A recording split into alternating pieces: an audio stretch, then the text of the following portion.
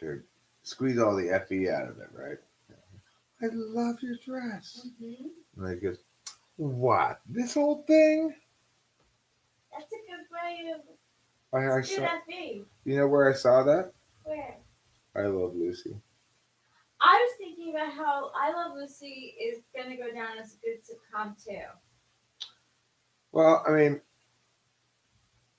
there's an episode where um, they're being catty with each other, and that's one of the things that goes down in the cattiness. Yeah, because like the possibility of this old thing being a new thing that they specifically fought for. Like there's a lot of intention. Well, there was another half of the exchange too that was like, but of course, it was sort of a bless your little heart thing. But of course, you have to make do with kind of ask. I want to see it actually. I gotta look it up. That's really great. See if I can find that episode where um, Lucy's battling the hoity-toity society lady, basically. Well, we got one person here. My mom. Checking in from Sunrise. Hi, Mom. Hi. How you doing? I'm thinking of you. Yeah. Hope you're giving them hell over there. And they don't give you your pudding cup or whatever. It's fine if you gotta throw your newspaper at them or something, okay? So, anywho, today is a day that I basically finished all the work I wanted to do now. This is the last piece of work that I wanted to do, which is live stream. And then I think later on, Rachel and I are going to go fissioning. We're going to create nuclear fission.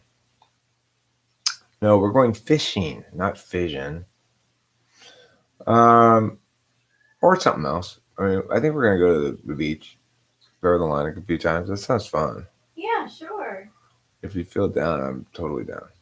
I'm gonna probably keep it low key. Like I think I'm gonna I could see myself just being like a few times and kind of like watching you a little bit. It's cool. True.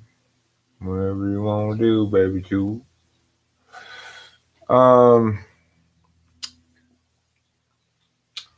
So yeah, I had a busy night making things. I made 3 little videos between last night and right now. For a total amount of videos of under 10 minutes, but it took quite a long time anyway, really. But it's it's a lot faster than a longer video, and it's something that I've not done before. I guess I sort of realized, oh, there's nothing wrong with making a 3-minute long video, you know? No, not really. If people, it probably is better, more well positioned to do well on YouTube. Even though YouTube likes to have 10-minute long videos, they have an ad in the middle of it. They still work off of percentage of watch time. It's much easier to get a majority of people to watch the whole thing if you have a fast-moving 3-minute long video than if you have a 10-minute long video. A third person has arrived. Yay, 4. 4 people now. We can finally quadruple. If you 4 are up, one of them left. You have to stop quadrupling. Yeah. Triangle.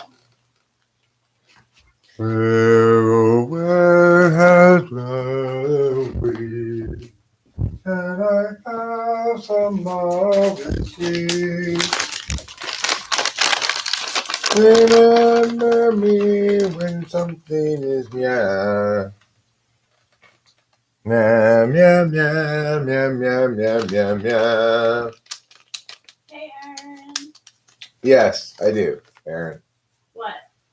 He asked if I plan to do Naruto like I did Prince. And yes, I do. Probably not today, But yeah, No. I do plan to do it at some point. I've spent enough time working on the computer. I am now enjoying Playtime Computer, and my friends Aaron and Octavio Silva come over to play. Hey, Octavio Silva. My friend Rachel lives here with me, so she's like, we're really tight. Yeah, we have like slumber parties and stuff. It's like non-stop slumber party over here. We watch movies and there's lots of blankets. We talk about boys. Cat. Yeah. Where is a cat? Piyush Kant. Hello, ENTP. I'm assuming I should reciprocate. I feel suspicion rising up in my chest. Hey, I wanted That was so funny. ENTP being annoyed. That was really Here's my bone. a good example.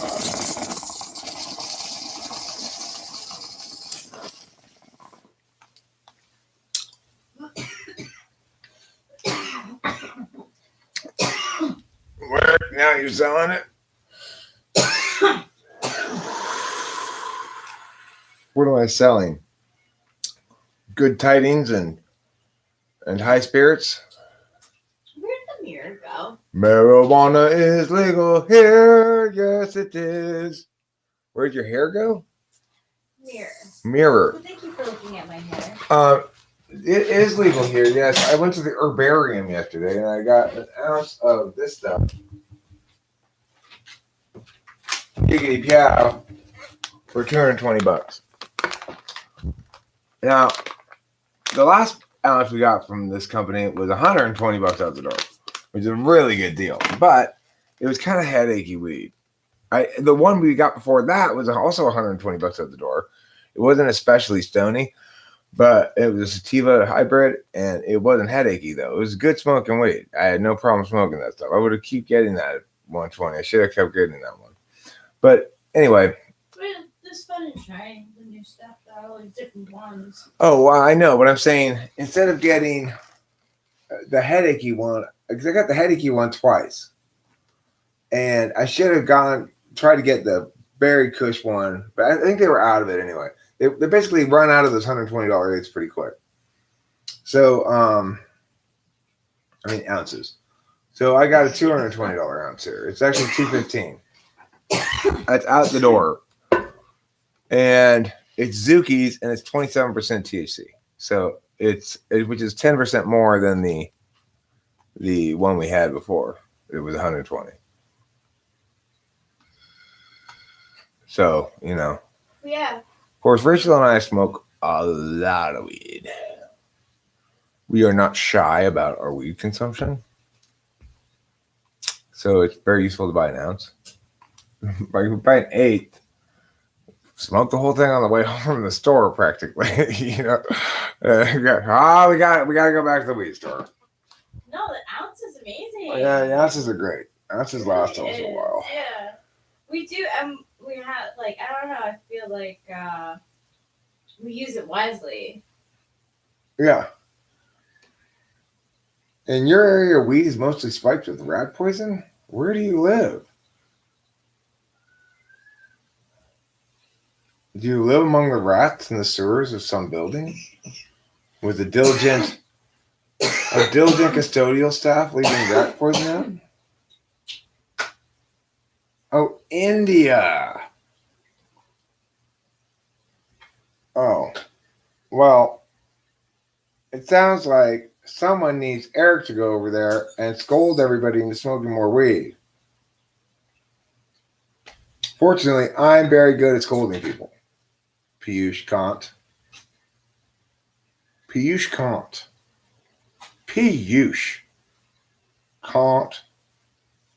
You know what? What? I think I might came back today. Get some laundry done. Okay. Instead of fishing. Sure. I want you to do whatever you want to do. I know, my mind keeps changing. And that's totally fine. I'm just trying to make sure that I'm cool. You're cool with me and we're all cool, Of course. That's my primary concern. I love that. That's mine too. Piyush Kant. Kant sounds like a word that should be yeetified. Now, I know it typically refers to the deontological philosopher, but I like the idea of turning Kant into something like yeet. So instead of throwing it away from me, it's like, Kant is when you go up to a pole and you go, paka, paka, paka, paka, paka, paka, or something. Some random stupid shit like that, right? Like cleaner. Do you like app? Do you like spirituality? I don't know. Does one like spirituality? Or dislike it? I mean, Yeah, that's an interesting question.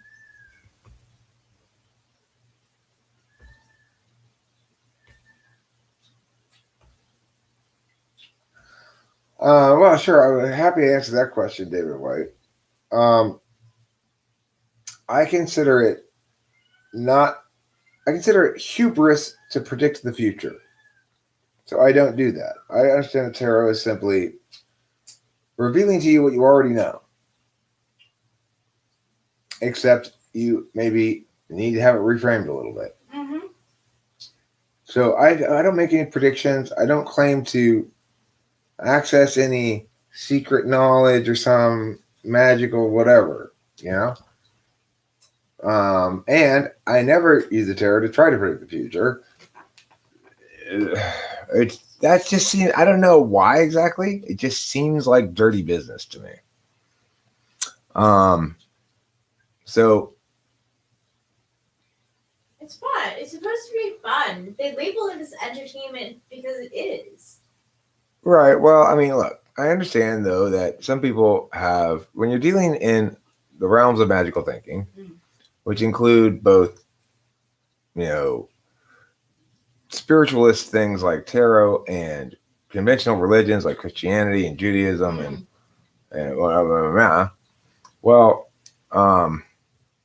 Christianity's pretty firm on this whole don't worship any golden calves thing, no idols, no magic, right? But see, I don't necessarily adopt that. The thing is, I understand magic in a pretty nuanced way, I think. So it's like,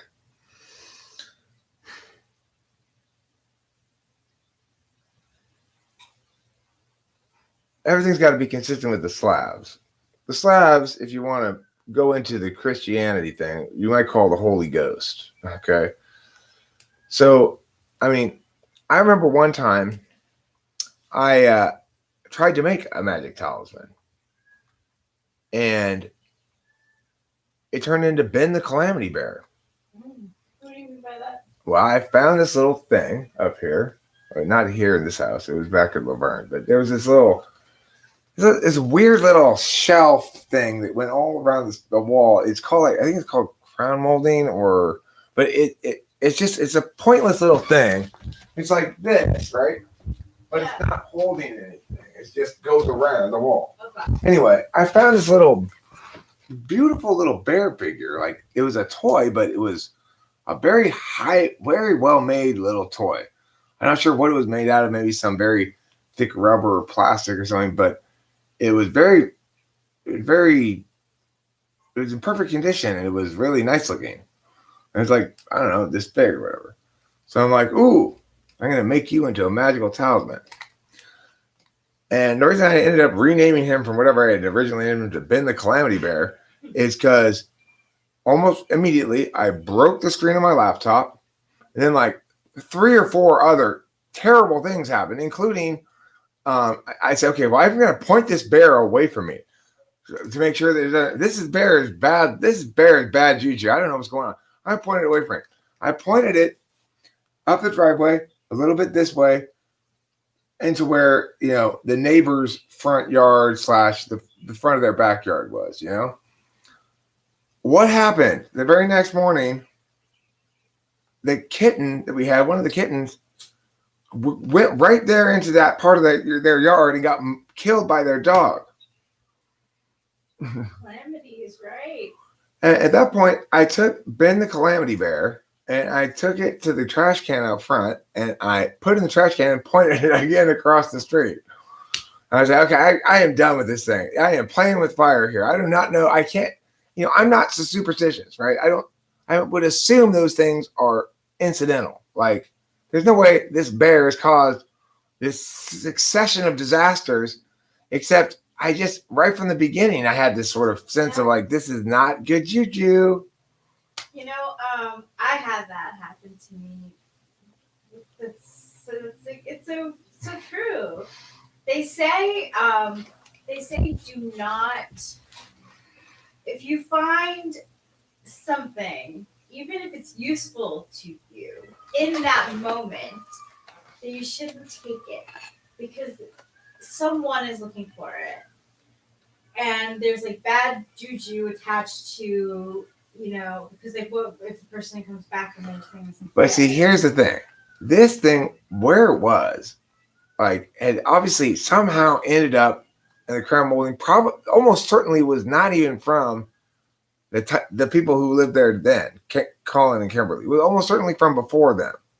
The house was over 100 years old. That's so eerie. The house was over 100 years old. It was a craftsman home in Laverne, and there's no way in hell that came from Kimberly and Colin. So it preceded them. Yeah. So I was like, who knows how this super cool little thing got lost up here of all places, but ooh, this seems magic. I'm gonna make it magic, because I'm an ENTP. I just decide things like that, right? But bad decision. Very bad decision. Like, that's like me with the OCD with the feng shui of a room. Like, I read about it and I'm like, I want to bring the forces of career or whatever to me, and then like I get way too into it. It goes bad. See, that doesn't happen to me though. That's a little different. I'm not susceptible to getting way too into things. In this instance, what I was susceptible to for sure was ignoring my NI. I had this intuitive sense that this is a bad idea, and this is bad. I had an intuitive sense, but being bullheaded, I go, well, I will make reality what I want it to be. But I wanted to make reality what I wanted it to be through the feng shui. I wanted to bring in either money or love. So I would like follow these like rules that they had to bring in what I wanted. Come on. Did it work? So much. I will say I bought a bigger bed, and once I slept in the middle of the bed, it worked. That's when we started talking.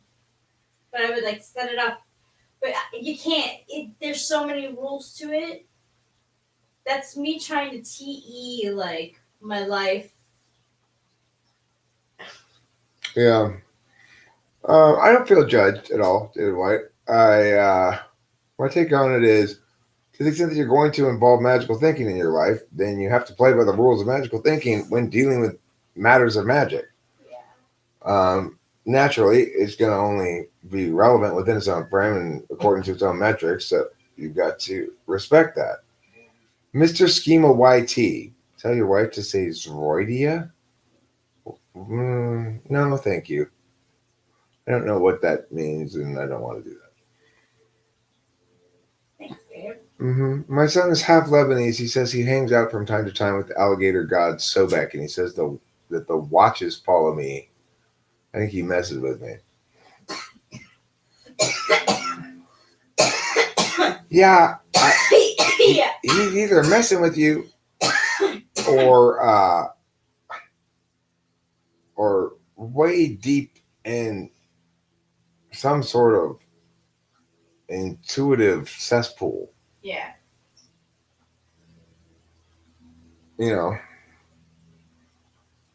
There's no hanging out with any magical beings, except, of course, the slabs. You can't avoid the slabs. What's the most selfish MBTI?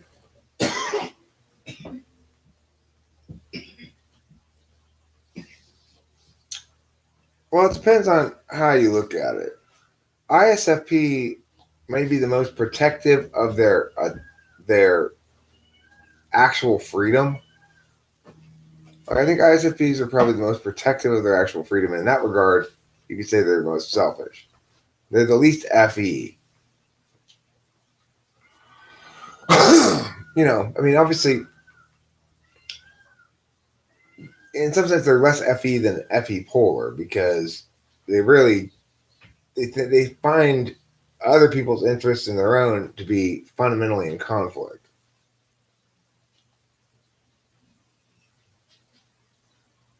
It means carrots. Zroidia? Okay, I see. That's fair enough. Mr. Schema, I believe Mr. Schema's explanation here.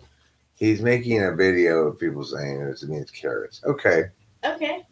You want me to see? Zroidia. You just try to say it. It's spelled up there at the top. Zroidia. Zorodia. Zrodja. Zrodja. I think TJ types are selfish. Okay, well, this is a weird thing with the word selfish. So, I like this talk. In some sense, you might call my dad selfish for his lack of FE. For example, if I go to dad and say, "Hey, dad, you want to?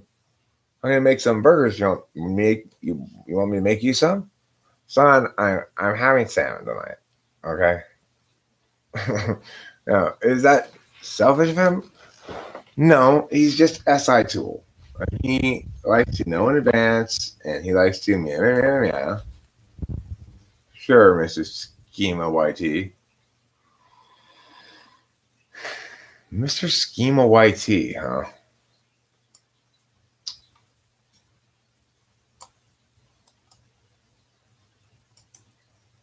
Hi, Andrea Bonatti.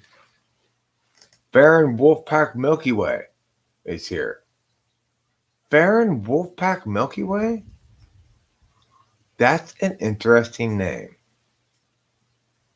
Baron Wolfpack Milky Way.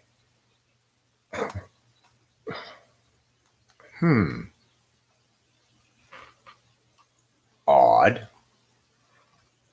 ESTJs, ISTJs are actually very, very unselfish, but they're just not very FE. So, my dad is incredibly caring. His family, people close to him. My friend Cameron, incredibly good friend.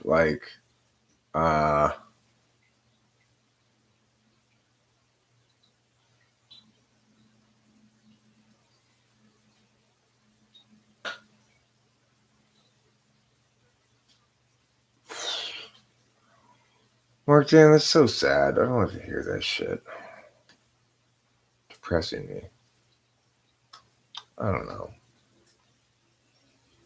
Anyone.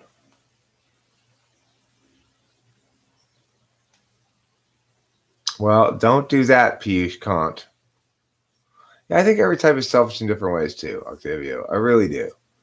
I'm selfless in my willingness to say yes to helping people and stuff like that or whatever all the time. I don't really think about it much. But I'm selfish in that it's like only if I feel like it. And I don't like doing things I don't want to do and stuff like that. Well, they're easier to understand. I mean, it's a funny thing to say. They're not really easy to understand because they're wrong, so you're not really understanding them. I guess you are. You're understanding this thing that is oversimplified and wrong, both. Explanation of shit, and makes you feel like you understand things, I guess.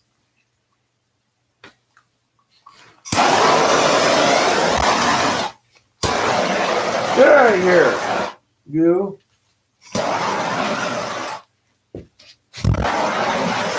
Sorry, motherfucker. That fly. is a problem.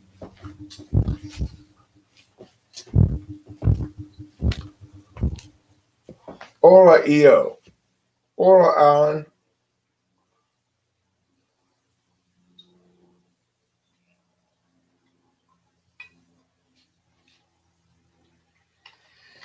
I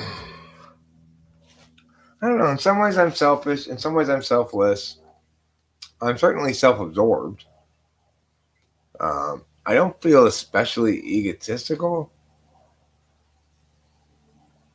Haul it back, Alan. I don't feel especially. I don't feel like I'm egotistical. Primarily because, um,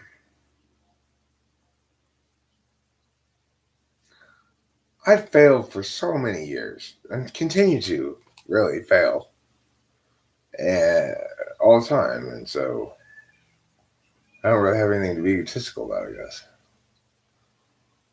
But I am selfish. A certain amount of selfishness is important. It's something that ENFPs have to kind of learn. That bipolar, in some ways, and other ways are naturally inherently selfish. Like, it's hard for me to really fully get like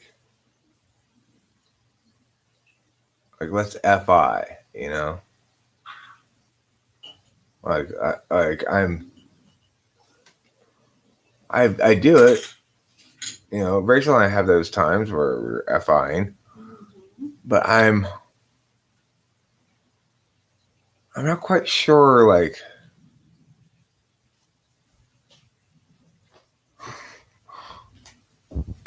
I'm like, what's it for? You're asking me? No, I'm not. Oh, asking you. okay, good. I'm asking I'm you. thinking It feels good. Question for FI Dom though. It feels good to hug and stuff like that and everything. And I think it does create like an attachment to you. Of like, course. It does for sure, you know, like.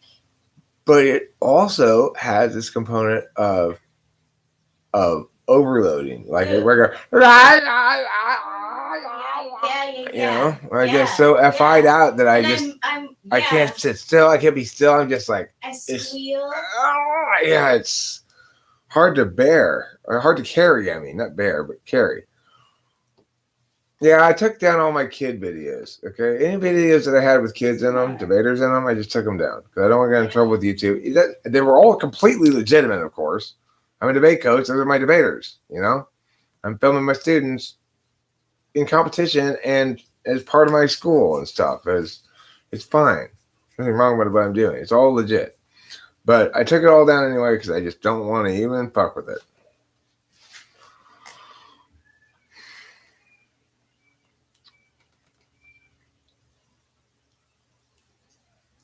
Yeah. The life conditions one individual lives in are a significant amount of factor in how that person expresses as a being. It's difficult to be a healthy, happy human being when you are being like hounded in some sense. If somebody's looking over your shoulder, trying to catch you messing up, if somebody's engaged in this sort of campaign of ontological violence, saying certain parts of you are inherently wrong and you don't agree with them, but you're being forced to change anyway. Well, that's a big fucking problem. It's very difficult to express in a comfortable and healthy way when you've got a lot of discomfort causing forces in your life. Sometimes that's within your control, sometimes it's beyond your control. There's a lot of different things to think about, you know. But my main reference point here, I guess, is Rachel's experience the last number of years before coming here to Los Angeles and seeing the adjustment and the recognition of a new norm that permits her to be genuinely ontologically comfortable. What do you think the effects of cannabis are on your cognitive function stack for its duration? Nothing. I think there are absolutely no effect on my cognitive function stack. I think that, you know, if I'm high enough, then sort of everything slows down. My SI gets weak. I forget things more easily. My extroverted intuition, well, sure, it does something, but it doesn't have to do something to cognitive functions, right? So there's no real reason at all to think that cognitive functions would necessarily be impacted by drugs. Now, it is necessarily the case that cognition is impacted by drugs. But to say that my cognition overall is impacted by drugs is not to say the same thing as, well, it's increasing my eighth slot function while decreasing my first and making me use more intuition and less. It's not true. You may feel like you're using the same intuition differently because you're on drugs, but I don't feel that way with marijuana because I've been smoking marijuana since I was 14 years old, and I am now 49. If it were in fact the case that marijuana had a significant impact on anybody's cognition at all, then for the amount of weed I smoked in my 35 years of smoking weed, I would be an absolute dunce at this point. If there was any meaningful negative impact on cognition from smoking lots of weed, then I would display it at this point. It would be unavoidable. Okay, well, look, driving is not a cognitive function. Driving is something that you do while you're driving. You may or may not be attending via extroverted sensing. If you're actually looking at the road and the cars and driving and focusing on driving, you're attending via extroverted sensing. If you're doing what I often do in the car, which is thinking about things and musing about different ideas, then you're only partially engaged with your extroverted sensing. The important thing to note here is whether or not a person can multitask at all depends on whether the tasks land on different fields. So the reason I can extrovertedly sense and extrovertedly intuit at the same time is because extroverted sensing doesn't use the space that's being used in the metaphysical fields. It instead uses physical space. Now, that doesn't mean necessarily that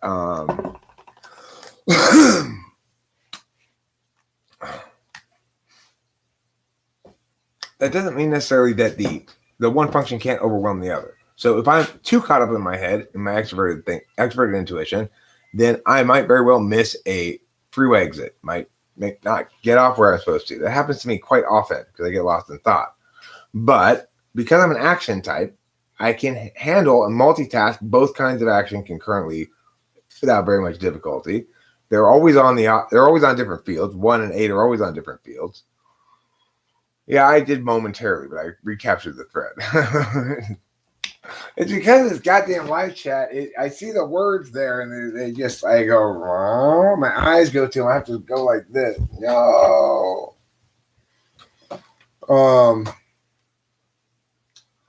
So Aaron says, yeah, but you're also very smart. If you were dumb as bricks, smoking a bunch does not help.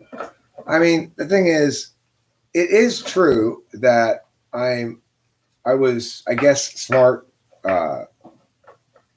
My parents always told me I was smart when I was a little kid. I didn't feel smart when I was a little kid. I felt as though I was definitely not nearly as competent as the kids who got A's on everything. I don't think I actually felt smart until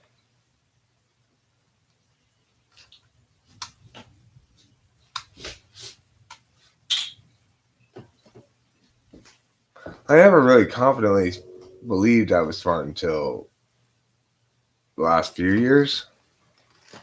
And that's just because I've had an opportunity to meet so many people and compare myself. And it's not so much that I'm smart as I am optimized. It's a really great way of putting it. That's not easy for people to do.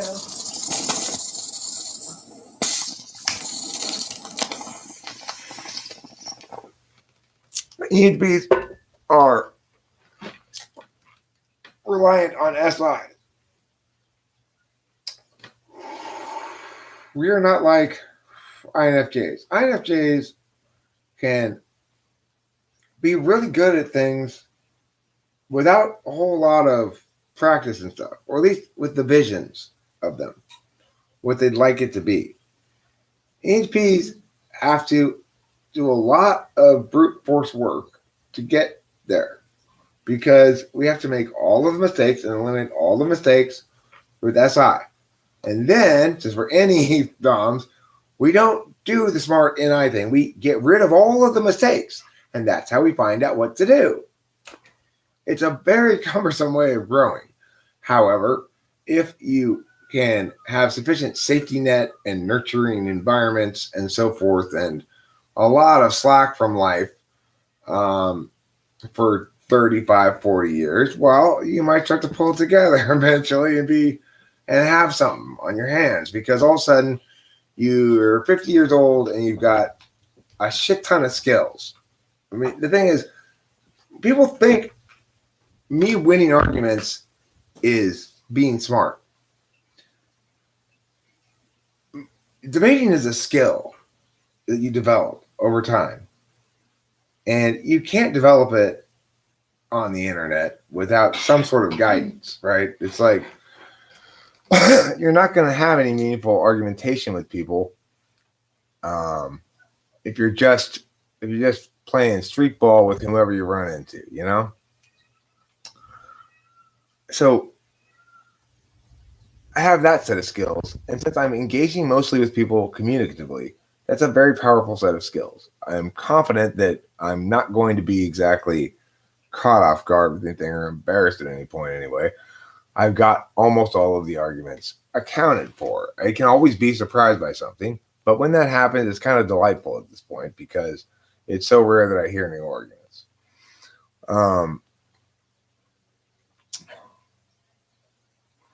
So that's the thing about optimality for an ENP. It comes late, and it comes after you manage to successfully traverse a very unsafe journey to get there. ENPs, I think many of us end up homeless. I think a lot of us do. And I think a lot of us just end up being, killing themselves on drugs or whatever. It's so difficult to be an ENP when you're young because you believe what you feel in the moment, and you haven't yet learned to not believe in your own fortitude. You go, oh, sure, I could do that thing that just involves a few weeks of hard work. The fuck you can, Eric. You got to be kidding me. You're not going to get that thing done. That's growth. I better be careful because I have to recognize the fact that my client pushed on me too hard, wanted me to do 3 days a week with her kids. And I was just like, after like the second day in a row when I had to get up early from my nap to go do that hour, I was just like, fuck this. I'm not doing this anymore. I don't want to do this at all this summer.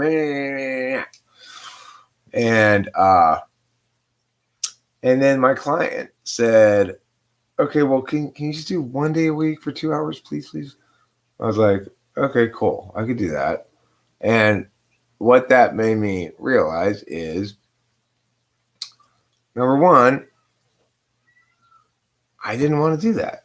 It's boring, and I didn't want to do it. And I don't like being penned in time-wise, where I have to watch what time I'm going to take my nap and what time I have to get up and all that shit. I don't like that. 1 day a week, 2 hours a week of work I could handle. Sounds like summer work. Right. Right? Who likes to work during the summer? Like, people get out of of work earlier. Usually they cut out earlier. You know why?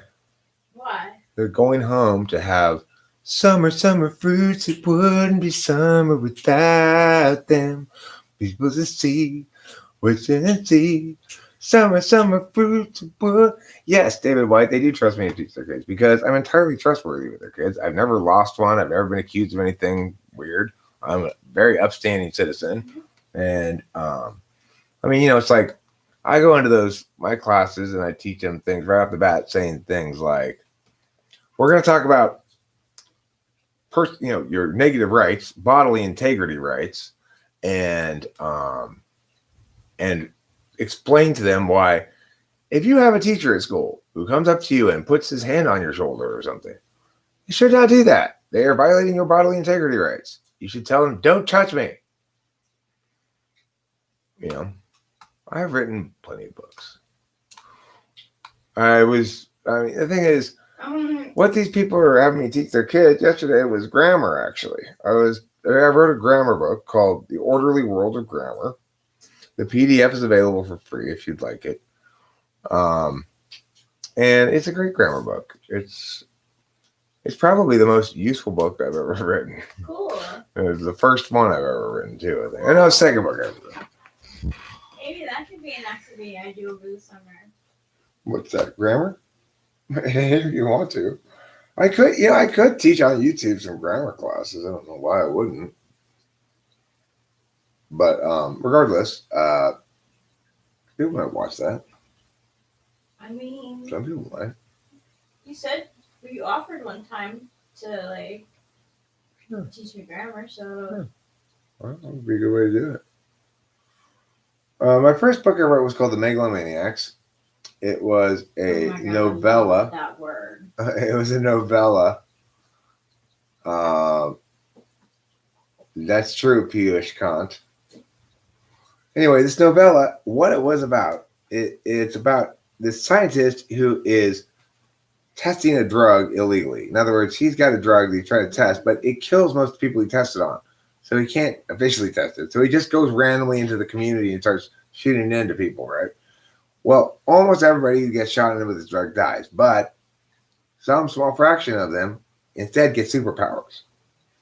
And most of the book is this ongoing battle and scramble to figure out what the thing is queuing on. Like, what do these people have in common that make them all live and have superpowers when everybody else dies? And they all seem very disparate population of people. Like, there's nothing really in common with them, right? Well, the answer is they're all megalomaniacs. They don't want to take over the world. Only people who want to take over the world survive this drug and get superpowers. Pretty unfortunate situation, really. Yeah, I would say. Yeah, but the good news is, because they're all megalomaniacs, they all end up killing each other off. Yeah. It actually, the ridiculous thing, you want to hear a ridiculous fucking story. One of the most, I'm just horrified to even tell the story. So I actually sent that megalomaniacs, I sent a query letter about it out to a few agents and publishers. And one of them said, yeah, I want to read it.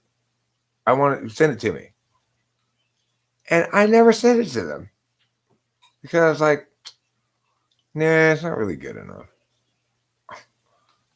Eric, but that's 28-year-old Eric. It's just, yeah.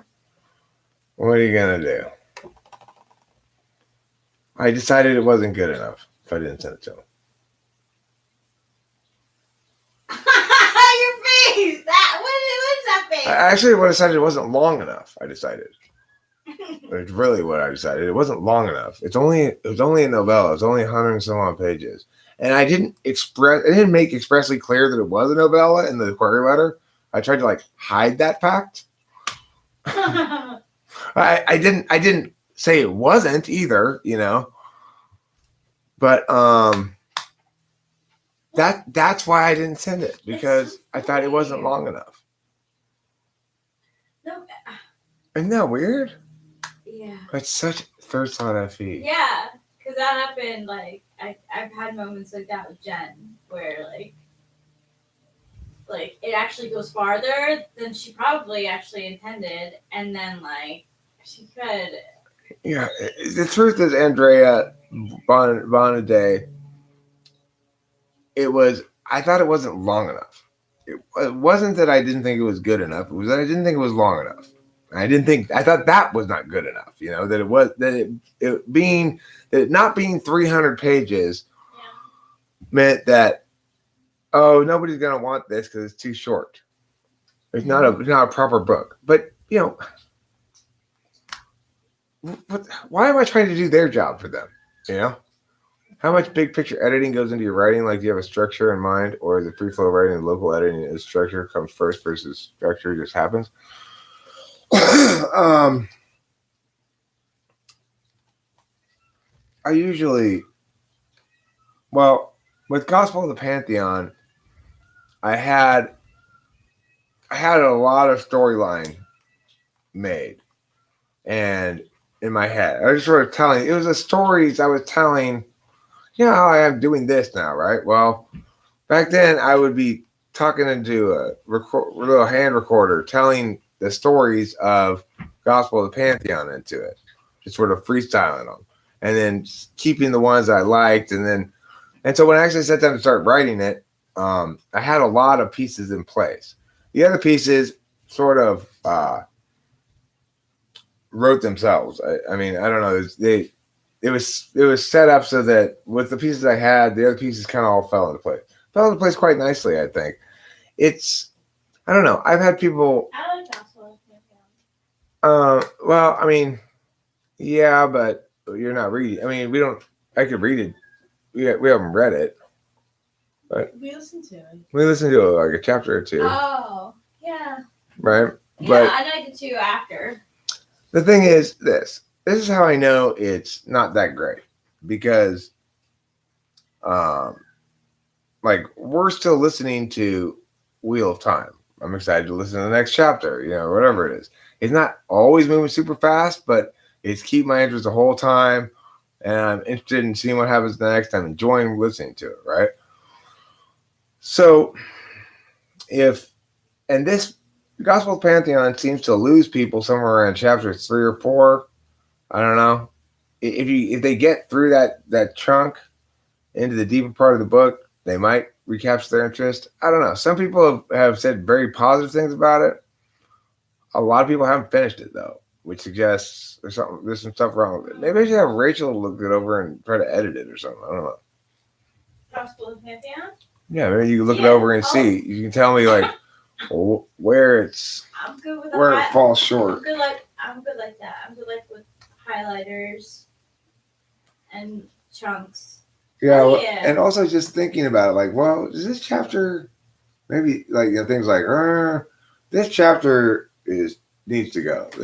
This chapter here, you need to change what happens to be like that used to be a career I wanted to do as in my 20s, was be an editor, magazine editor, but because I know it works.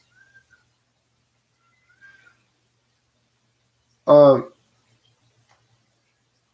ESTJs the most likely to confidentially tell their partner to unlock their phone when suspicious?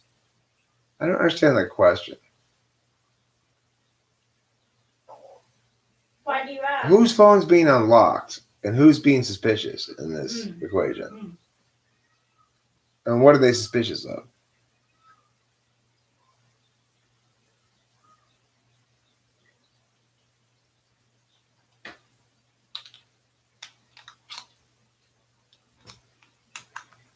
I mean, to me, that whole suspicion thing is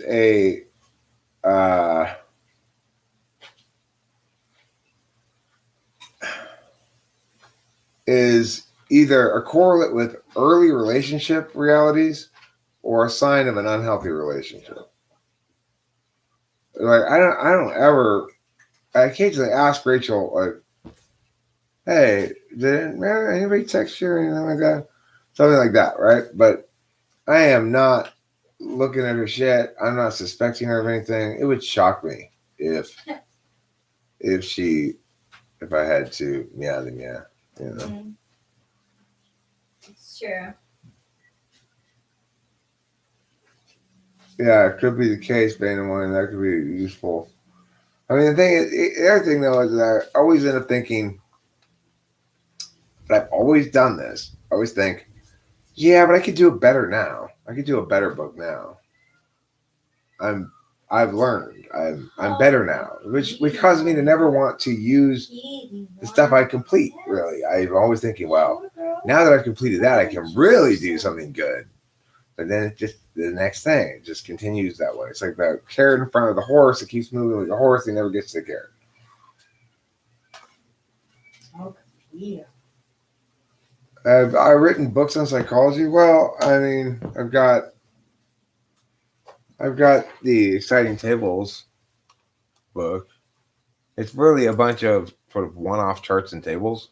It's not really a cohesive book per se. I am working on a cohesive book, but it's barely coming along, and I don't know. Maybe I'll get some progress done. I don't know. We'll see.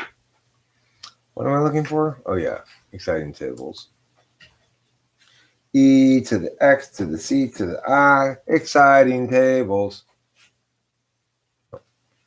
This goes in the fridge Yeah. outside. Yes. Thank you. Where should I leave this? Are you not gonna eat any more of it? Not at the moment. Okay. Did you finish the meat? Yeah. Cool. I will just finish this. Cool. Mashed potatoes, mashed potatoes.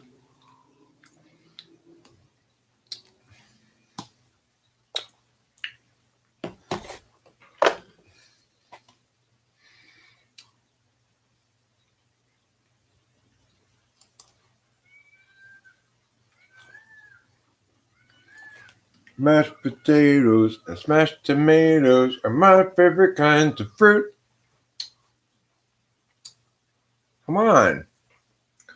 Unfull screen. Thank you. Okay. Copy the link with my copying finger. Then after that, go to the here and push on the thing. Boom. Pow.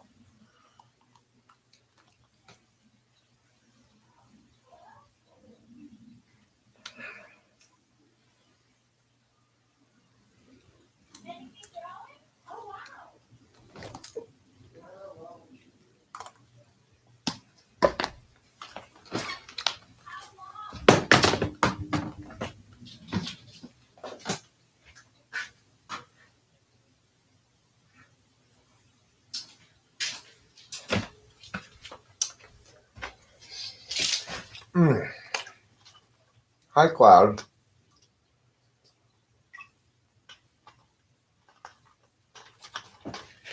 No, it's an air conditioner. We don't use it because we have this other air conditioner here that's better. That one vents into the garage. That vents to the outside.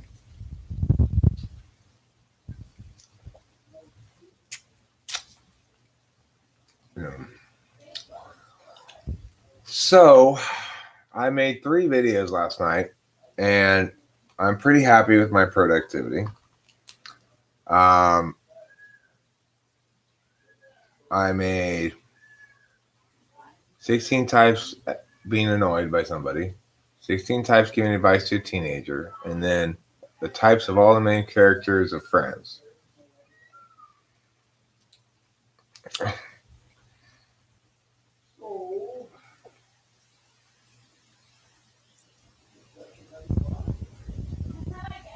My daughter. But I mean, the thing is, not really. The thing is,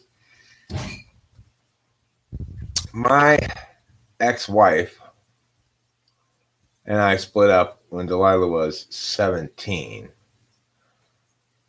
I think. 16 or 17. And since then, Delilah's lived with either her stepmom or me. She's currently with her stepmom, I think. She might have an apartment. No, she's with her stepmom right now, I think.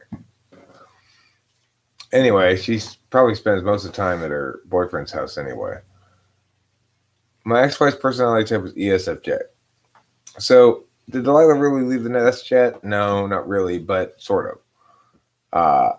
I went to college too, just like Delilah, and I lived in the dorms and in a house up in Northern California when I went to college. But when I came back here, I moved back into the house here and was in no hurry to go. I didn't see any advantage of moving out. I knew that if I moved out, mom wouldn't do my laundry. Mom wouldn't clean my room, cook me food. There wouldn't be an endless supply of frozen pizzas. So I was in no hurry to go. Eventually, my parents were like, okay, Eric, if you're going to stay here, you got to pay some rent. You're making some money and something. I'm like, well, fine, fuck it, I'll go move out. Then I'm going to pay rent. I'm like, we'll go pay rent. So that's how I left the nest, begrudgingly. But then, didn't you have to end up like working anyway to make money?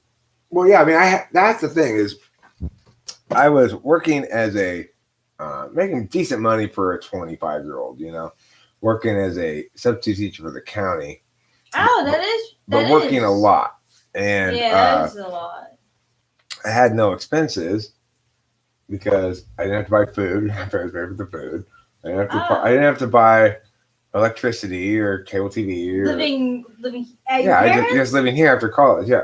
Oh. So I was working a lot, making a lot of money for me, given that I had no expenses, making a lot of money for that, And I was happy with the way that went. That's how come I was able to go travel to Russia. It was during that time period that I booked and paid for a 2-week trip to Russia, and to visit my friend Will. And I didn't have to pay for a hotel because I stayed with him, but I tried to pay for the plane ticket and stuff, and that was kind of nice to be able to do that as a 25-year-old, just kind of be rolling in cash. Because I remember the plane ticket was like $2,000 round trip. Plane tickets were more expensive back then. Yeah, and it was Russia too. Yeah, I had to go through Finland. That's the only time I've ever been in Finland, is just at the airport. Never left the airport. 16 types when they discover their girlfriend had sex with their best friend. That's actually really funny. Oh, that would be hardcore. That is hardcore. I mean, so tragic. I don't think I can do that one. What? I don't know if I can do that one. No, that's okay. We don't have to do that. That is tragic.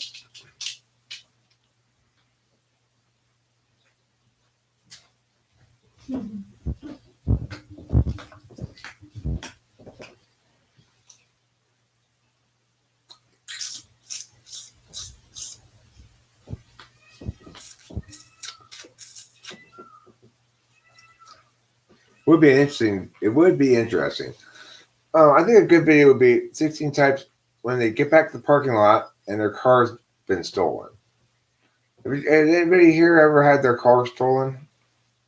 Yeah, I had my car stolen one time. Wow, really? Mm-hmm. And I was like 19 years old. It was the night after the Pixies concert that I went to see with Dave Porter, Chris Lee, Laura Levin, and me went. It was a double date. And we went to the Pixies concert at Irvine. It was a small venue. We could get right up there. It's like, oh, I like this. This was 1990 or something. After we got back to the Pixies concert, I parked this car on the street in front of Dave's house, and we all went into Dave's house for a while. And then about 2 or 3 in the morning, it was time to go. So I went out to go get the car, and to go. Me, Chrisley, and Laura. I was taking Laura home too. And we got there. I'm like, where's the car? I parked it right here, didn't I? Where's the car? I had that thing. The thing was about this experience though, because it was the middle of the night, people who stole my car probably assumed they had some time before anybody knew the car had been stolen. The problem was I came out like probably 10 minutes after they stole it, because I called the cops and said, I think my car got stolen. And they came over and they took some things down. They drive away. I go, well, they say, hey, it's possible to get back. Maybe not. A lot of these things get taken to Tijuana, chop shops, stuff like that. Okay, all right. And I go, all right, now what? Well, I got to go back inside of your house, Dave, because we got to call my dad because, the days of landlines. I got to call my dad to come pick us up. And, we're standing out there talking for a second. I'm smoking a cigarette probably. And then we look, and here comes my car around the corner with a cop driving it. Like, it took them 7 minutes to get my car back. So they weren't far. And they turned around the corner, and there they were. Wow. And they pulled him over, got the guy out of the car, arrested him, and brought me my car back. It was like amazing service from the police department. That really is. That's like a da-da-da-da. Yeah, it's like, oh, wow, you guys got that back fast.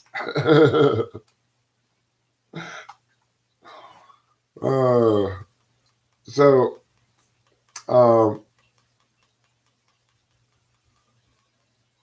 what did I do when I stole a car? I mean, the thing about having your car stolen is it's very hard to believe that it's stolen, because you probably just parked it somewhere else, right?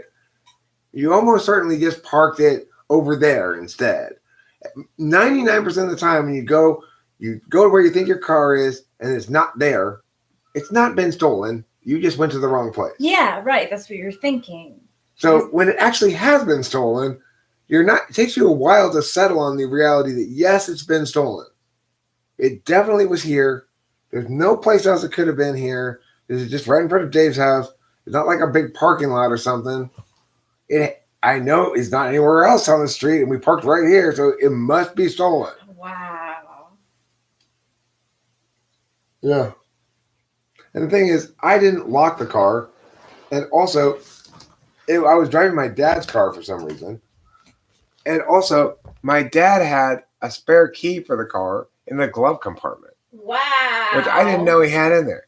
So what happened is the guy got in the car, opened the glove compartment, and found the key right there, and started the car and drove off in it. Because why not? Crime of opportunity, right? Yeah. I didn't know he had a spare key in the glove compartment, and I didn't lock the door. But fortunately, no harm, no foul. That's the nice thing about TE, right? No harm, no foul. Right, exactly. That's a good PE slogan. No harm, no foul. Mm-hmm. Before I begin removing any articles of clothing, first you need to sign here, here, and here on this form. ISTJ stripper. 16 types of strippers. I like it. I like that concept too. Me too. That's funny. It's a good one. Yeah, it is. Today I will eat only fruit. Yes, I type people. Yes, I do. You can email me if you want to. I can give you my email address and my phone number as well. But it costs money. And I don't usually type people for free. Occasionally I will, but SSUARTSCIRE@gmail.com. It's $100 for an hour. 66-615-8751. Like so is my phone numbers. I got people who I got old typing requests in my emails that I don't want to go mess with because I feel like but it's so old now I can't possibly respond to it. You know that feeling, Rachel? Yeah. I really do. I go in and out with my emails. I let them go sometimes too. I'm like, and then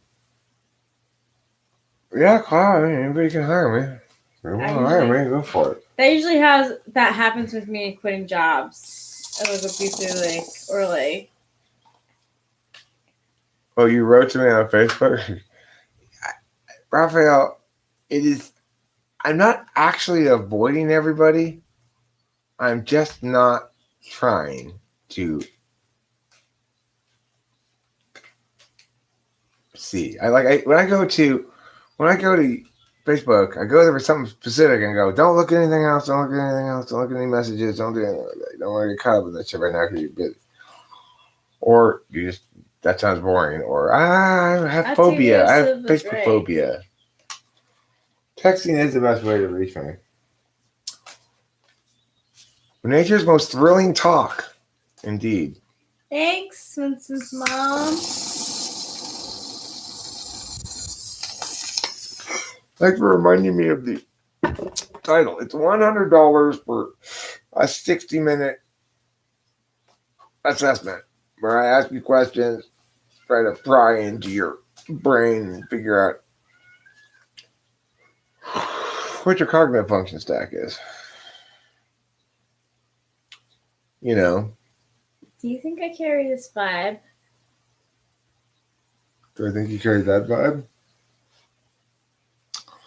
Well, with this thing you do. Right?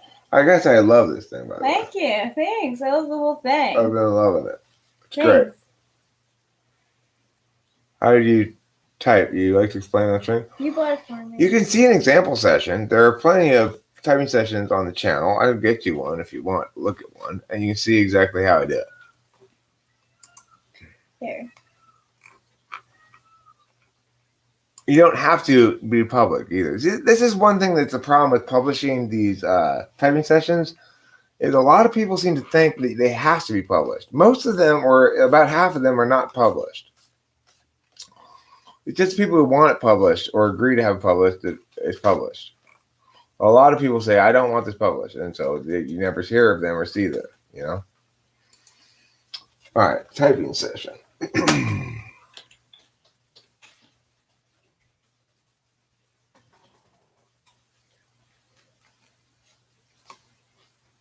Let's see. All right, here's an example one. This was a fun one. Mm-hmm. Oh, there's the link over there. Copy link address. And I'm going to put the pew in the planety plow and push the enter now.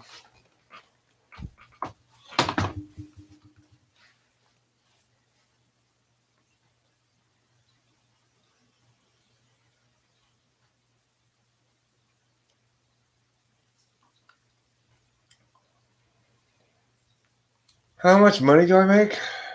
I mean, I make $100 an hour typing people, but how many sessions do I have? Not that many. I could probably rustle up more work if I put a little bit more effort into making more typing videos and stuff. I would guess making more type videos, like typology videos. Somebody asked me to make a video giving advice to younger ENTPs today. I thought that's a good idea. I feel qualified to give advice to younger ENTPs specifically. I haven't really made that video in a while, I guess, or a long time or something.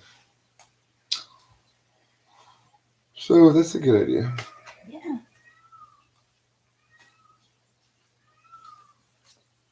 How you doing? I'm good.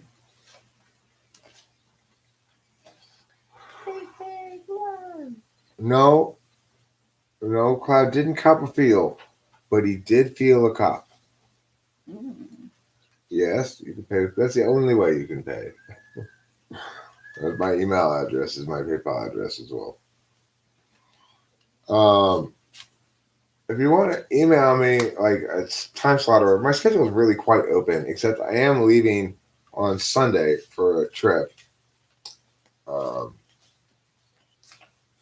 and I won't be back until probably Wednesday.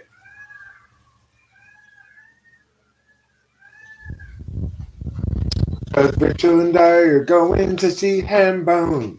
Yeah, yeah. We're gonna put him in a stew full of beans. Yeah, yeah, yeah.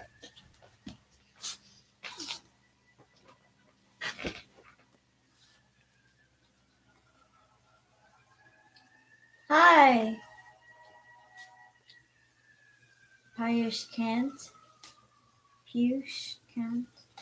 Hello. Well, Aaron, Saturday is fine. Yeah, I could do Saturday. What time Los Angeles time do you want? And I'll put it on my calendar. I live in Los Angeles time. That's Pacific Daylight Time. It's currently 2:06 p.m. here, or what you might call 1400 military hours. I love NIIs too. I do not hate INTJs. That's ridiculous, Octavia Silver. I don't hate INTJs. I just don't.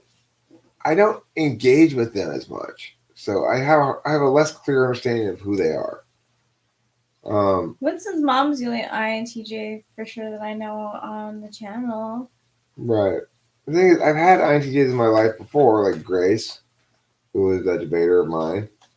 She was really, really good debater. I've had my friend John, who was also a former student, John Sullivan. He's an INTJ. He's now doing like uh, he's a computer science guy. He's doing encryption in images. There's a video of me interviewing him at some point. But you just don't get to know. You just don't get to know INTJs very well because they're not that open, and I'm not that seeky. It's like True. INTJs, they don't want to be pushed upon by somebody. And also they it's like they want you to be as close to them as they want you to be to them on their timetable, which I'm fine with. But it means I don't seek or pursue them very much. And so they don't probably engage with me enough for me to have a clear understanding of them. It's they're the contrarian type too. They're your extinguisher type. INTJ? Yep. There's NI extinguishes NE. TE extinguishes TI. FI extinguishes FE. And good old SE extinguishes SI. That's how it is with me and ENFPs. Yeah. Friendly, but like it doesn't last really.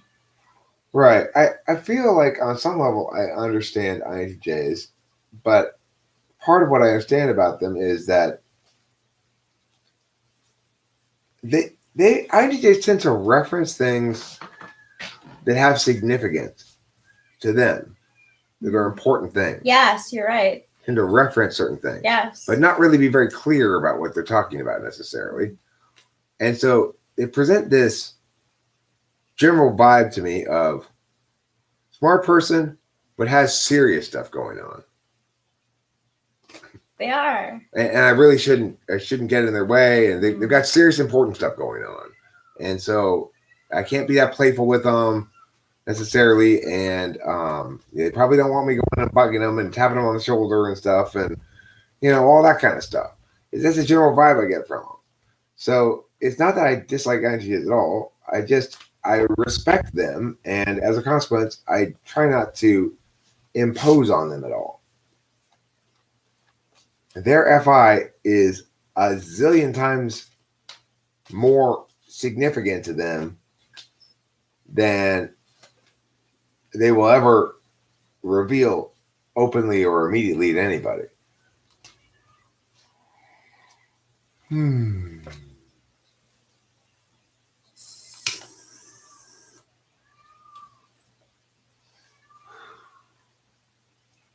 C.S. Joseph said he's irresistible to INTJ women. Okay, well.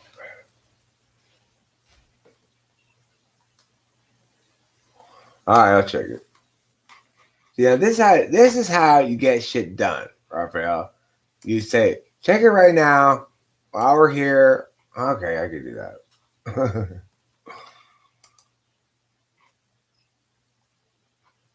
Yeah, okay. Why not? I replied to your email.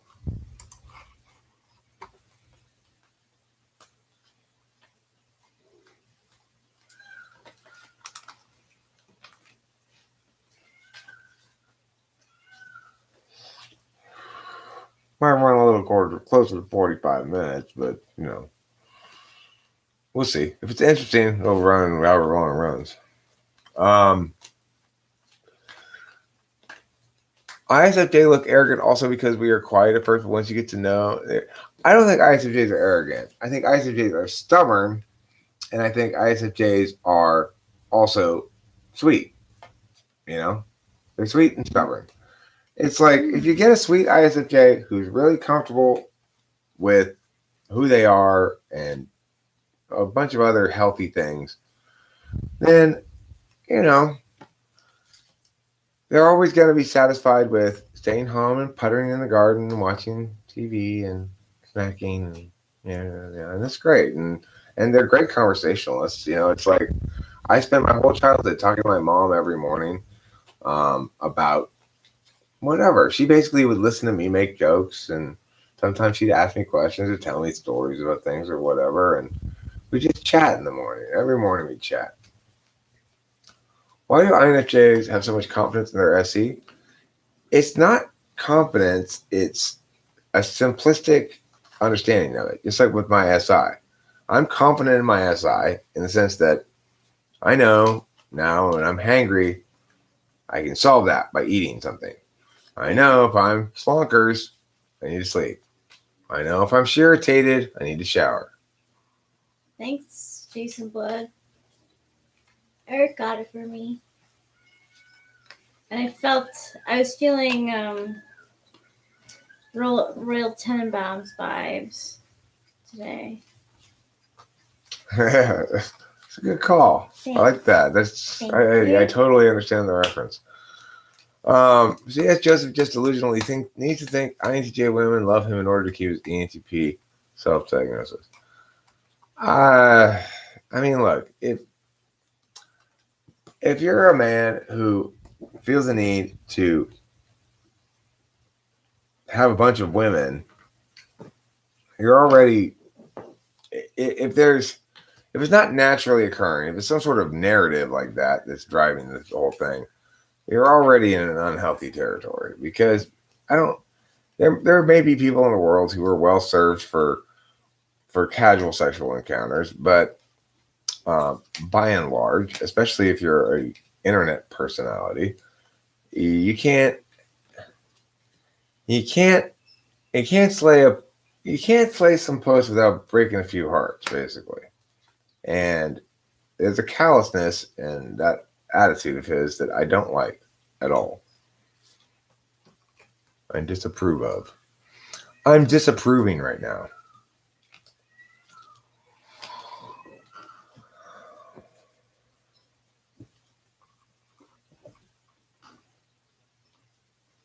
I could be my mentor. Aaron. That's What happened? I'm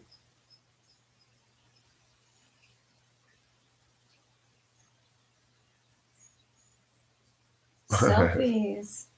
That's good underground work, though. that is a bit disturbing. I don't know quite what to. I found myself just like kind of froze. I have seen disdain for STJs and INFJs. Well, look, the thing is, you got to remember that ESTJs are TE DOMs and INFJs are TE polar. And if the TE Dom is in some sort of position of authority or is able to compel their TE ways upon the INFJ, they're not necessarily amiss to doing so.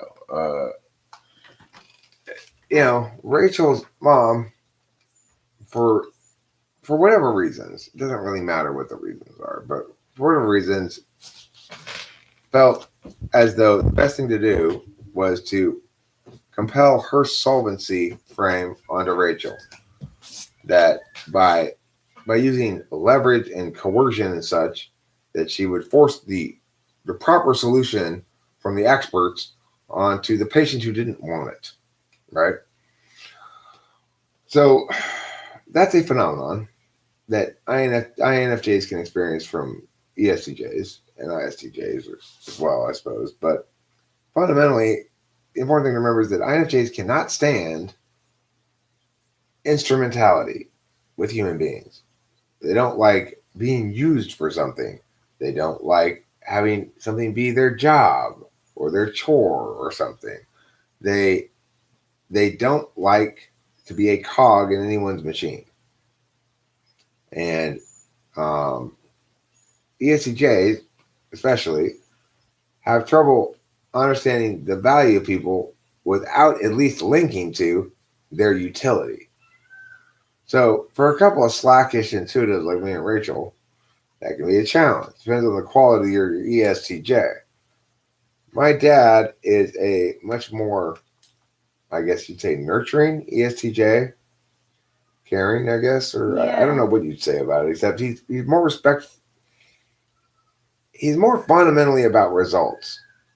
And he understands that people are going to do what they're going to do.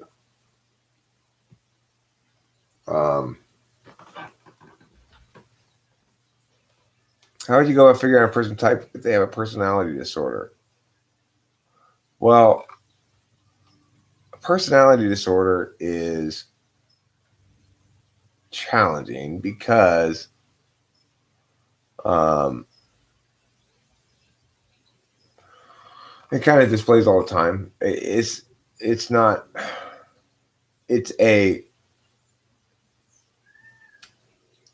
like the computer hangs on something. Sometimes threads hang on the computer. It's like that. So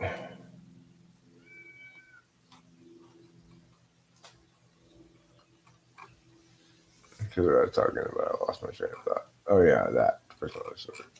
So it's like if you got a friend who's got borderline personality disorder, I do. I have a friend with borderline personality disorder. Good luck tomorrow.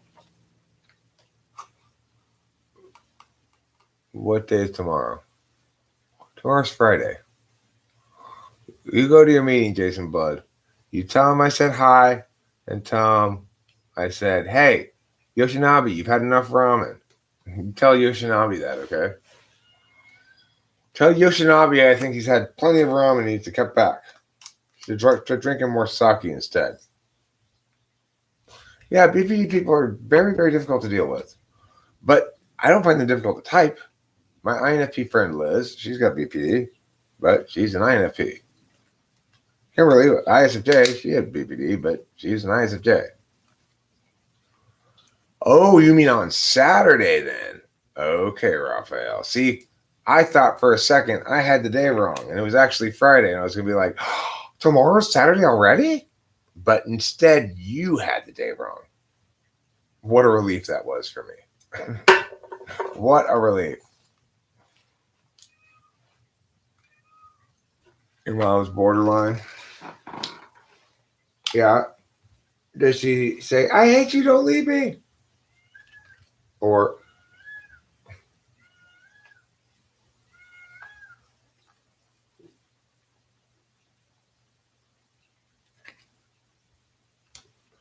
if you love me, you'd let me be little you forever. I'm not sure that's how it works, actually. I'm pretty sure that's not the proper equation. No. I'm gonna take a listen to this bad boy right now. Not this. No, not that. This other thing. Oh, fly, you are asking for it? This fly is asking for trouble. Yeah, it is. Oh, you're gonna get it. Oh, yes, you are. Where's my swatter? Give me that swatter. Siddhartha today, Siddhartha side. What's impossible to watch Siddhartha try? Siddhartha sit down, Siddhartha street. In that moment he released some mysteries he did not relate. Siddhartha's mind. No, one of dies okay. Not when he tries, now watch what he makes. Siddhartha seems to accompany his greatest waking dreams. Siddhartha was royal, have his life. Siddhartha the royal, had it right. Siddhartha recoiled at the sight. Siddhartha's a dead. Siddhartha, where are you now? The fantasy. Hi, Octavia. Hi. Right in front of me. What would I say? Siddhartha, it's impossible to watch Siddhartha try. Siddhartha sit down. Siddhartha please. Would you just come to a sentence? Will you retrieve your functional gait? Your fighting pride. Irresponsible now that your hands are tied. Siddhartha was royal. Not his life. Siddhartha the royal. Had it right. Siddhartha was royal. Had his sight. Siddhartha sit dead. Who is the woman? Who are you? I'm Eric. The woman is Rachel. Together Hi. we comprise Eric and Rachel. Or Rachel. Or Rachel and Eric. I'm sorry, Rachel. I didn't Depending mean to on steal how top you- billing. Yeah, no, it doesn't matter. I'm Either fine with way. being Eric Lapalooza Oh, you- or Rachel Strauss. Either one. Me too. Yeah. Oh, the PPD. I dated someone with BPD, and he was an INTJ. So Oh, I see what you're saying. You weren't asking who's the woman and who am I. You're saying who's the woman. I mean, who are you, woman? That's what you mean. That's what you're saying. who are you, woman? I am woman. He was trying not to mansplain, I guess, or some equivalent. Like asking a man Oh. who his woman is, right? Oh. Is basically saying, he's like, oh no, that means that Rachel. I'm thinking Rachel's just an accoutrement of Eric. Oh So yeah. I better no. ask her directly. But then you should just take it out the the slash in the first part, right? Just go with your new thing. You must have a lot of extroverted intuition to include both. That's funny. I mailed your name. You mailed my name. Oh. Rarick and Urchel. Rarick and Urchel. Rarick and Urchel. It. I like it too. Yeah, I was gonna say not all INFJs smoke weed. I'm an INFJ 741. That's why I have a tendency to smoke pot. Rachel's got some 7-Up in the mix, y'all. Y'all. She knows how to party. I was raised in my 20s to party. She learned from the Beastie Boys she had to fight for her right to party. I did actually.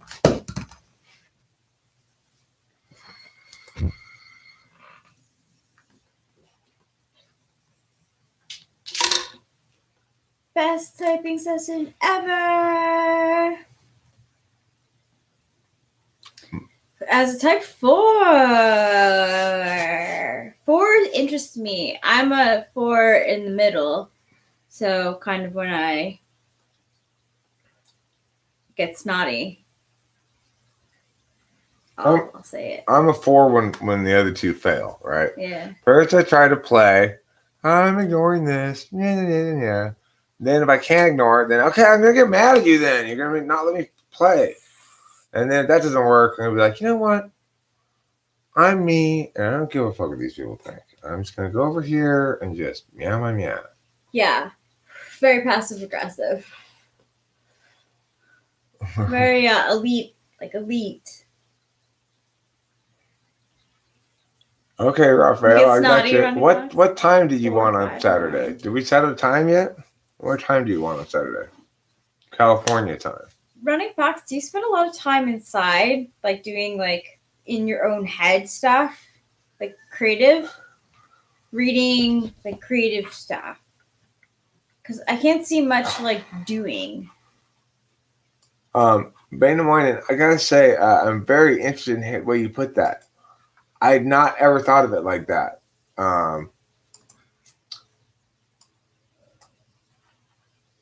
I'll put it on my calendar right now. Google Calendar, Google Calendar. Be my Google Calendar. Everybody likes Google Calendar.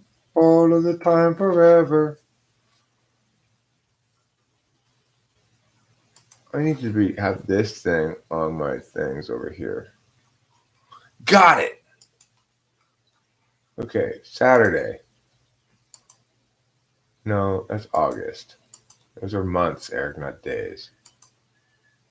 Friday, Saturday, 9 a.m. 9 a.m. isn't even on this thing. I'm supposed to still be sleeping at 9 a.m. It's fine. I'll be up. Almost always am. But I definitely will be on Saturday. Okay, now this is type home prize. I'm going to email you the link, the place we're going to go to. We will meet at Hey. NBA NBA owners plan to return from coronavirus shutdown on July 31st. That's the first sports thing. That's good. Yeah. Okay. Now, I did that. So now what am I doing? I'm back over here, right?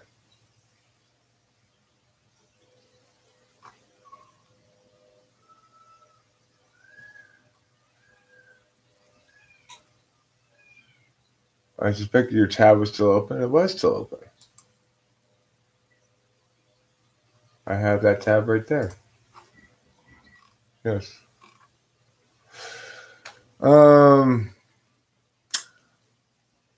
Do I have a website? Well, I have my blog. I'll get the link for my blog.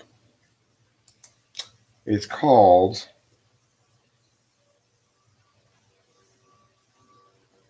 I forget what it's called. What's it called? Some blog posts? It used to be called some blog posts. That blogger.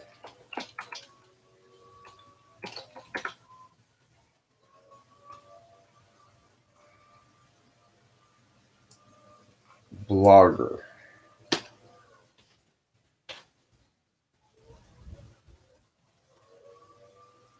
Yeah. Well, it's not really called blogger anymore. What happened to my blog? What happened to my blogger blog?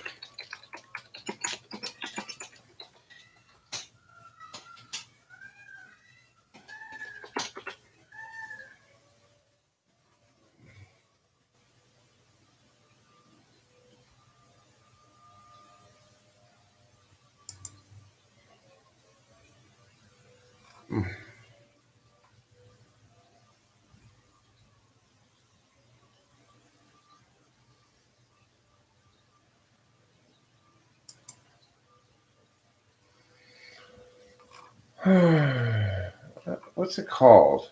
Do I remember what my my blog is called? I can't remember what it's called. It's called Rice Aspress. Oh, it's called Rice Aspress, I think. Rice. There it is. Rice Aspress. A blog spot, not blogger. Blogspot.com. Okay, I found it. I remembered it all of a sudden. Oh my gosh, I have to stalk it. Here's a link. It was originally called, a long time ago, it was called Some Blog Posts. And then I changed the name of it. But I forgot the name of it. For some reason I was stuck in the history and remembering the old original name of it.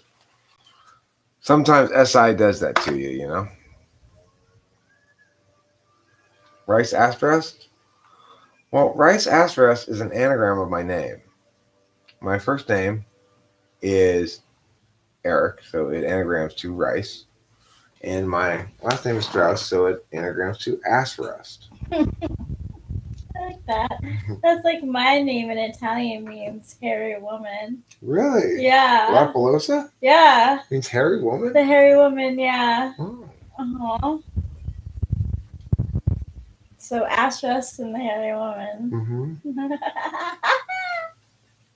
I like that a lot for some reason.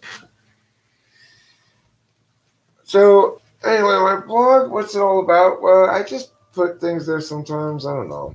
I've been doing it for a long ass time. It's an old blog from early 2000s.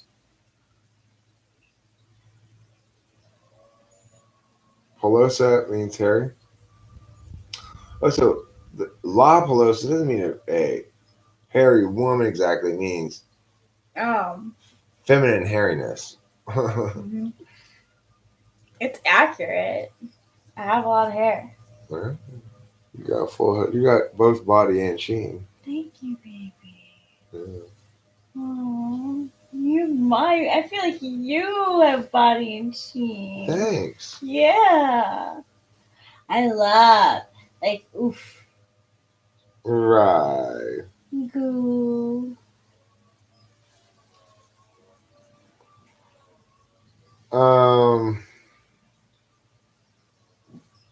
I guess I'm not ready to end this live stream. That's good. Thanks for being here, everybody. Don't forget to eat plenty Of cheese.